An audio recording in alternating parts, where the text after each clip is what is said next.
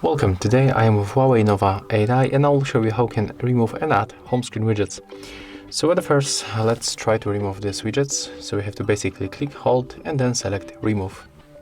Confirm and try to make the same with the second one. Okay, as you can see, we easily get rid of two widgets.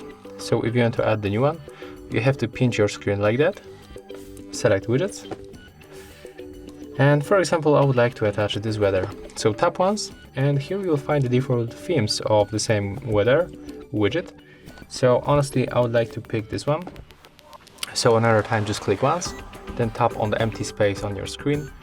And as you can see, it's attached to the screen. So we can move it between screens by clicking, holding, and then drag it to the right or the left. And when you click on it once, you will open the application that is set up with this widget.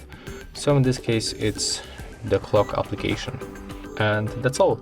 If you find this video helpful, remember to leave a like, comment and subscribe.